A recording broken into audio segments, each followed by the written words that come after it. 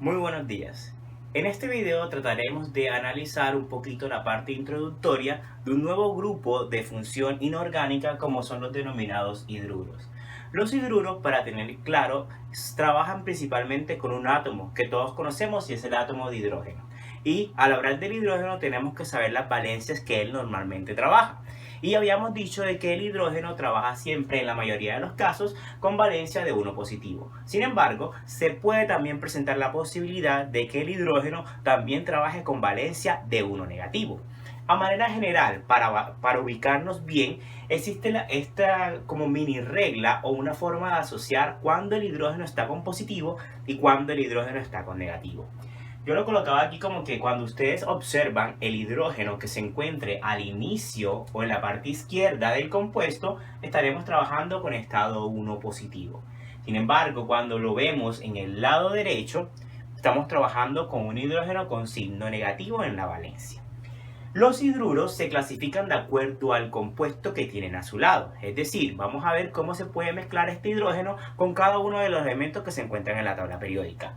Por ejemplo, los hidruros metálicos son aquellos en cuales el hidrógeno se une con un elemento metálico que se encuentren entre los 18 grupos que se encuentran en la tabla periódica del 1 al 12. Como por ejemplo tenemos el calcio, el manganeso, el mercurio, el potasio, el hierro, el cobre, entre varios compuestos como tal de los metálicos. Por otra parte, también tenemos que los hidruros se pueden mezclar con algunos átomos no metálicos que se encuentran normalmente en el grupo 13, 14 y 15.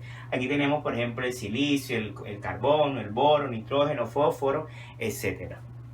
Por otra parte, también tenemos los denominados haluros de hidrógeno, que a diferencia de esto, el hidrógeno, si se dan cuenta, está en la derecha. Acá va a estar normalmente en el inicio y solamente se verá en los grupos que son 16 y 17 de la tabla periódica y tienen algunas reglas pues que hay que más o menos aprender a diferenciar. Vamos a analizar un poquito acerca de la nomenclatura de estos compuestos y de la identificación. Sabemos que existen tres tipos de nomenclatura: la tradicional, que es la más común, pero también tenemos la sistemática, que utiliza los prefijos mono, di, tri, tetra, entre otros, y el stock, que utiliza siempre el número romano del compuesto que está al lado. En este caso no debe ser del hidrógeno, sino del átomo que se encuentra a su alrededor. Por ejemplo, para el caso de los hidruros metálicos, tenemos el calcio con el hidrógeno. Debemos saber primero con qué valencia estamos trabajando. Ya sabemos que el hidrógeno es 1 positivo o negativo, pero el que está al lado hay que sacarla. Para eso deben recordar cómo se saca la valencia, y eso lo hemos dado en clases anteriores. Entonces, por ejemplo, para sacar la valencia, yo sé que el hidrógeno trabaja con 1, en este caso con 1 negativo. Por lo tanto, como tengo 2, voy a tener carga de este lado 2 negativo, por ende mi calcio va a trabajar con carga 2 positiva.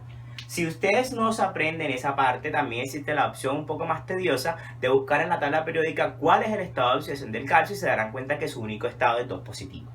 Entonces, la mayoría de estos compuestos se nombran iniciando con la palabra hidruro y el átomo que se encuentra a su alrededor. Por ejemplo, podría decir que este es el hidruro de calcio en una de las nomenclaturas, pero si puedo ser un poquito más específico, utilizo una nomenclatura para determinarla. Por ejemplo, este sería mi dihidruro de calcio, y como utilicé dihidruro, ahí me estoy refiriendo a la nomenclatura sistemática porque utiliza los prefijos mono, di, entre otras cosas.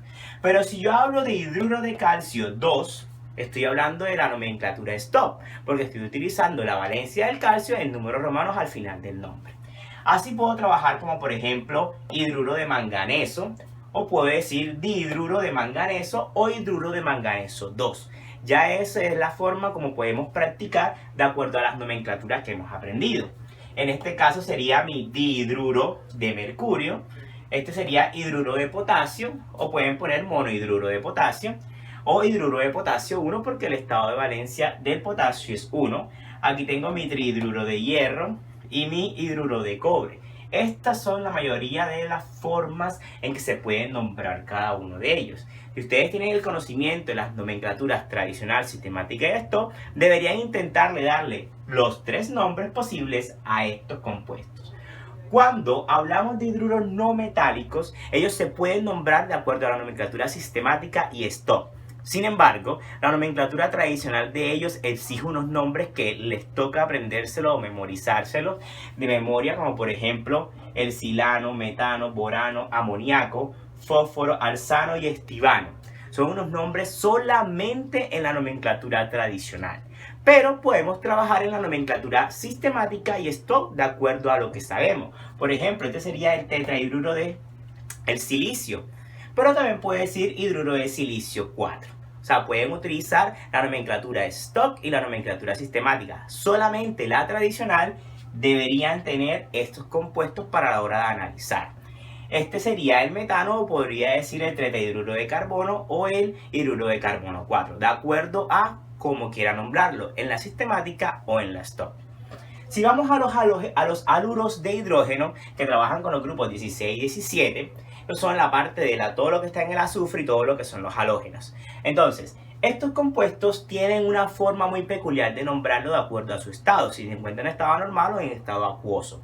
Entonces, la mayoría de estos compuestos, para identificarlos, se nombran de dos maneras posibles. Y eso lo vamos a practicar cuando estemos específicamente trabajando en esos compuestos. Por ejemplo, el hidrógeno, cuando se encuentra con el azufre, muchas veces me decían, profe, ese es el ácido sulfídrico o el ácido sulfúrico. No, el ácido sulfúrico no es ese. Ese es un tipo de ácido, de acuerdo, o sea, si se encuentra en solución acuosa, recibirá un nombre. ¿Cómo se nombraría eso para hacerle como una introducción? La palabra ácido, la raíz del átomo que está acompañando el hidrógeno y la terminación hídrico. Como este es el sulfuro, sería ácido sulfídrico en una nomenclatura cuando está acuoso. Pero también lo puedo nombrar de acuerdo a estos, pues terminan en uro, y puede decir sulfuro de hidrógeno. También puede ser con el selenio, con el teluro, con todos esos compuestos que se encuentran en ese mismo grupo. Pasamos al otro grupo, los halógenos, donde está el flúor, el cloro, todo ese grupo de halógenos, también pasaría lo mismo. Si lo quiero nombrar con forma acuosa o la parte ácida, utiliza como ácido flúor hídrico. La palabra ácido, la raíz del compuesto que es flúor y la terminación hídrico. O también lo puedo nombrar como fluoruro de hidrógeno. Y así vamos a entendiendo un poquito la parte introductoria de estos compuestos denominados hidruros.